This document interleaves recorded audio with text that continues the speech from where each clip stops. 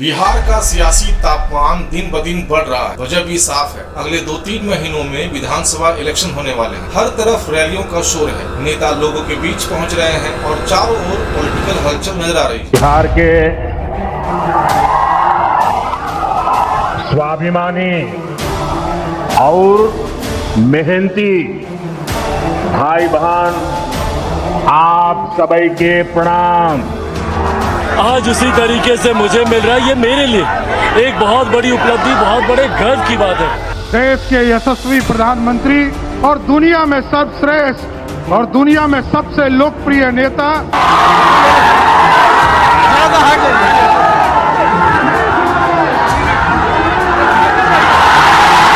5% लोग इस पूरे के पूरे देश को चला रहे हैं। 10-15 लोग हैं जिन्होंने पूरे के पूरे कॉर्पोरेट इंडिया को पकड़ रखा है। अदानी, अंबानी, 10 नाम है और आपका लाखों करोड़ रुपया सीधा आपकी जेब में से उनके जेब में ट्रांसफर होता है। क्या स्थिति थी?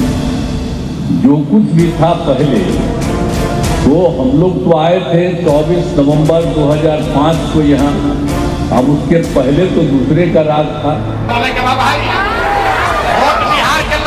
बिहार में लगे के चाहिए, गुजरात में, बिहार में कि गुजरात में, बिहार में कि गुजरात में। लेकिन इस बार इलेक्शन पहले से अलग है। इस बार मैदान में सिर्फ पुराने बड़े चेहरे नहीं हैं, बल्कि एक जाना पहचाना चेहरा भी उतरा है, प्रशांत किशोर।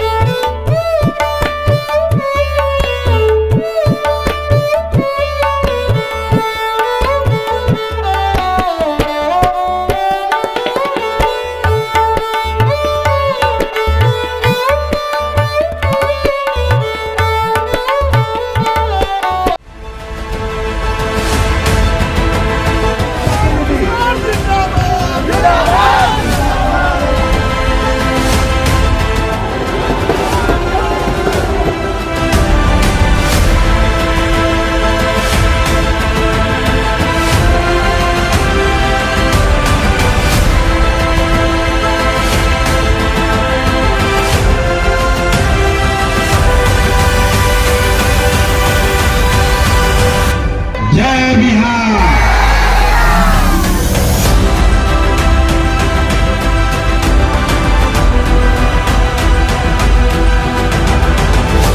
इस बार जब वोट देने जाइए तो एक संकल्प लीजिए, एक बार वोट अपने अपने बच्चों के लिए देना है, अपने बच्चों के पढ़ाई और रोजगार के लिए देना है।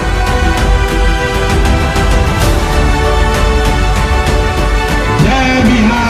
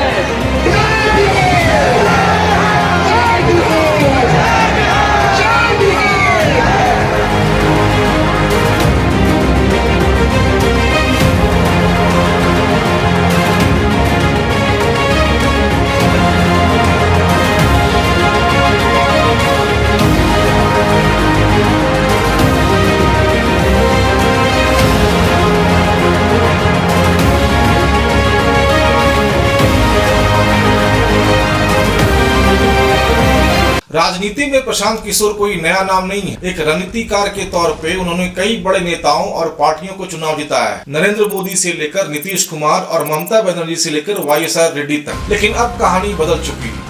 अब वो पर्दे के पीछे से निकलकर खुद मैदान में उतर गए जन स्वराज पार्टी के साथ। प्रशांत किशोर की इस एंट्री ने बिहार की पॉलिटिक्स में हलचल मचा दी है। अब सवाल उठ रहे हैं, क्या स्ट्रैटेजी बनाने वाला खुद चुनावी मैदान जीत पाएगा? क्या बिहार के लोग एक नए लीडर को मौका देंगे? क्या पीके वो कर पाएंगे जो दशकों से कोई नहीं कर पाया? चाहे सोशल मीडिया हो या मेन स्ट्रीम मीडिया, हर जगह पीके की चर्चा है। हर बड़े टीवी चैनल और अखबारों में उनका इंटरव्यू आ रहा है। उनकी पॉपुलैरिटी इतनी बढ़ चुकी है कि हर कोई उनके बारे में जानना चाहता है। उनकी रैलियों में भारी भीड़ आ रही, लोग उन्हें सुनने और मिलने दूर दूर से आ रहे हैं। पीके की रैलीज में एनर्जी और एक्साइटमेंट साफ नजर आता है।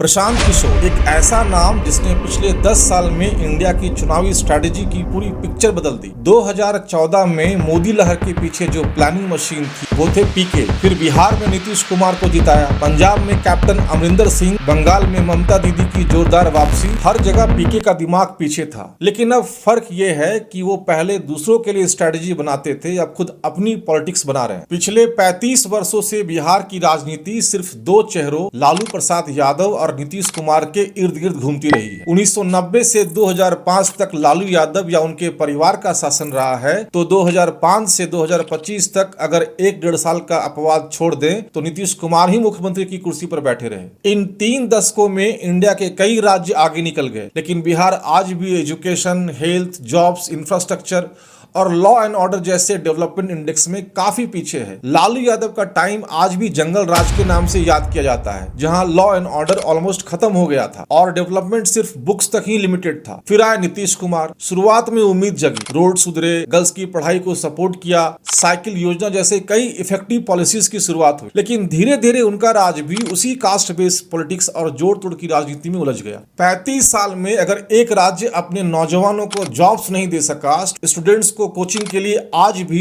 दूसरे बड़े शहरों में जाना पड़ता है, गांव में डॉक्टर नहीं है, बिजली रेगुलर नहीं आती, तो ये सिर्फ किसी एक गवर्नमेंट की गलती नहीं, पूरे सिस्टम की फेलियर है।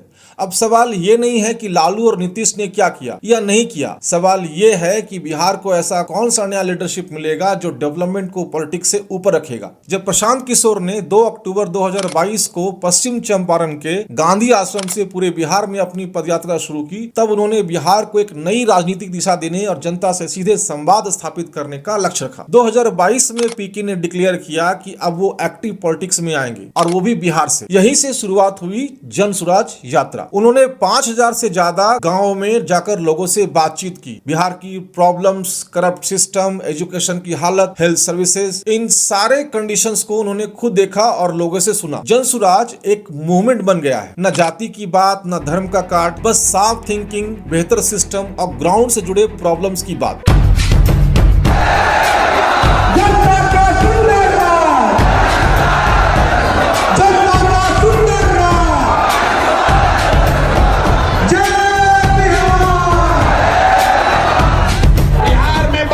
की आंधी कोई रोक नहीं सकता है। तैयार है कि नहीं है? जरा हाथ उठाकर बताइए, तैयार है कि नहीं है? आपको नीतीश मोदी का राज चाहिए कि जनता का राज चाहिए? जनता का राज चाहिए तो मेरे भाई 6 महीने के लिए कमर कस लो और अपने इस बेटे, अपने भाई पर भरोसा रखिए। नवंबर में आपको नई सरकार बनाकर, जनता की सरकार बनाकर देंगे। जय बिहार।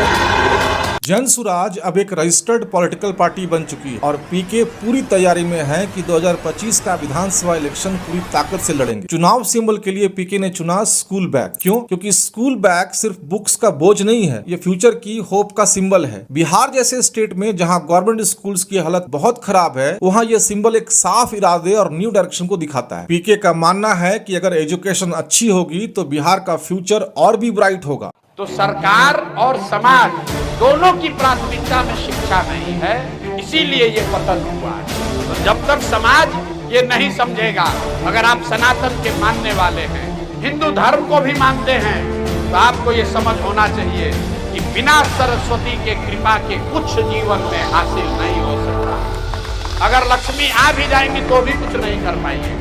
जब आपका बच्चा पढ़ेगा ही नहीं तो मजदूर नहीं बनेगा तो कलेक्टर बनेगा, सरकार कोई के बन जाए, अरे कोई विधायक बन जाए। अगर आपका बच्चा पढ़ा नहीं है तो उसको कोई डॉक्टर, इंजीनियर, कलेक्टर नहीं बना सकता है। इसलिए पढ़ाई के प्रति समाज में जागरूकता होगी तभी सुधार होगा। अब देखिए सामने कौन है, नीतीश कुमार हैं, जिनका पॉलिटिकल कैरियर अब खत्म होने की ओर है। बीजेपी के पास भी वही पुराने लीडर्स हैं जिनमें एक्स फैक्टर मिसिंग है, जो खुद मोदी भरोसे बैठे हैं, इनका अपना कोई जनाधार नहीं है। दूसरी तरफ तेजस्वी यादव है, जिनके माता पिता सीएम रह चुके हैं लेकिन खुद 10th भी पास नहीं कर पाए। तेजस्वी के पास सिर्फ MOI फॉर्मूला है, कोई सॉलिड विजन नहीं है। तेजस्वी यादव पर भ्रष्टाचार के कई गंभीर आरोप है जिनकी जांच अभी चल रही है। ऊपर से शिक्षा अधूरी है और जब बोलते हैं तो उनकी भाषा भाषा का स्तर भी साफ देखा जाता है। एक जिम्मेदार नेता जैसी गरिमा नहीं झलकती। चुनाव से कोई डॉक्यूमेंट या कोई प्रेस नोट या कोई ऐसी बात आई है या कहाँ से खबर आई?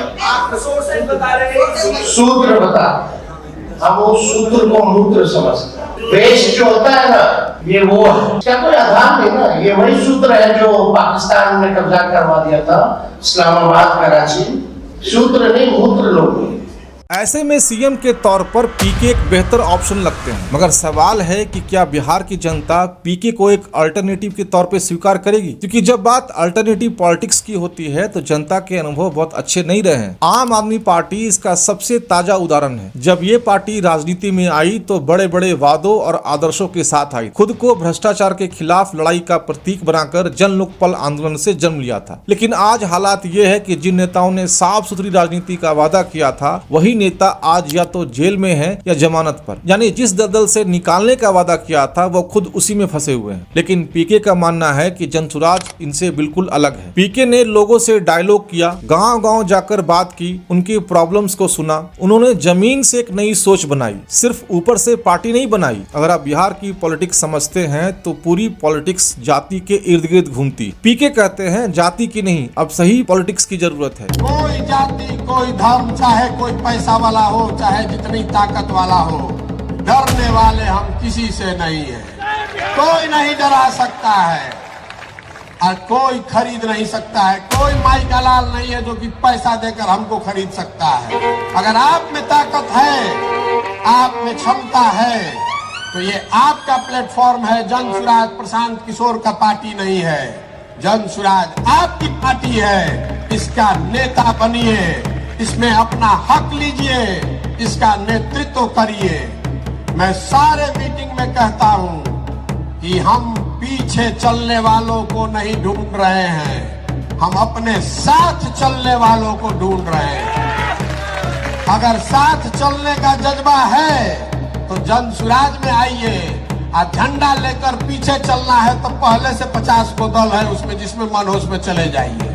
कोई हमको घबराहट नहीं है। यानी अच्छी एजुकेशन, हेल्थ और जॉब अपॉर्चुनिटीज के बारे में वो बात करते हैं। पीके दावा करते हैं कि जनसुराज पार्टी एक सिस्टम बेस्ड मॉडल पे चलती, जहां पर छोटे लेवल पर भी डिसीजन मेकिंग के लिए लोगों से राय शुमारी की जाती है। बिहार के एक दूसरे पार्टी के नेता पीके की पॉपुलरिटी देख करके घबरा रहे हैं और जब उनके खिलाफ कुछ नहीं मिल रहा तो अब सीधे जाति का कार्ड खेलते हैं। अब कुछ लोग कह रहे हैं ये प्रशांत किशोर नहीं, प्रसाद पांडे है। प्रशांत किशोर पांडे बिजनेसमैन की बात कर रही हैं आप? तो राजनीति में आ रहे हैं ना। अच्छा, अब आ रहे हैं पर है तो बिजनेस वाले ना। सुनिए पांडे जी, आपका नाम है प्रशांत किशोर पांडे, काम है आपका तेजस्वी जाट, दिमाग में है आपके कि किसी तरह से आपके जाति विशेष के लोग मुख्यमंत्री बन जाएं, आप ही का राज चले, ही नहीं होगा। जिस समय से प्रशांत किशोर पांडे क घ भी नहीं सीखे थे ना, उस समय 2009 से तेजस्वी जी पैदले घूम रहे हैं, सब जगह जनता के बीच गए हैं। जितना इमेजिन नहीं कर सकते हैं, जितना उनका दिमाग मस्तिष्क में जगह नहीं है, उससे कहीं ज्यादा गए हैं। तो भीड़ इकट्ठा करने के लिए पैसा व्यय करने दीजिए। जब तर्क नहीं होता तो पर्सनल अटैक करना ही रह जाता है। और वही लोग जब रवीश कुमार की बात करते हैं तब कभी कहते हैं रवीश पांडे, आखिर वो भी तो पांडे ही है ना। मगर चूंकि रवीश कुमार इनके एजेंडा को सूट करते हैं तो ये रवीश कुमार ही हैं, पांडे नहीं। तो फिर पीके को क्यों?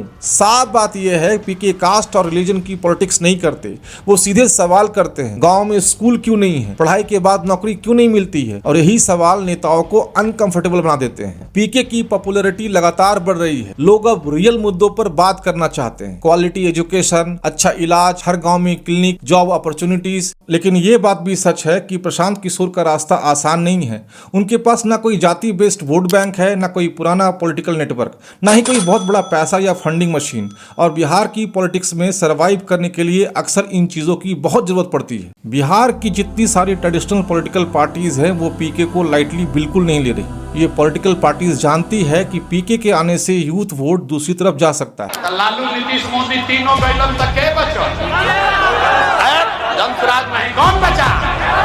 लालू, नीतीश, मोदी तीनों बैलन तक आप बच गए, जनता कौन बचा? कौन बचा? जोर से बोलिए, लालू, नीतीश, मोदी तीनों गए तो कौन बचा? जोर से बोलिए, कौन बचा? सुनाई नहीं दिया, जोर से बोलो अपने बच्चों के लिए, कौन बचा?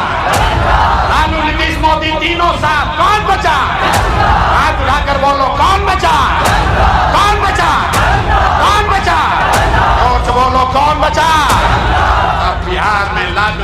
मोदी का नहीं, जनता का राज कायम होना चाहिए ना, होना चाहिए ना।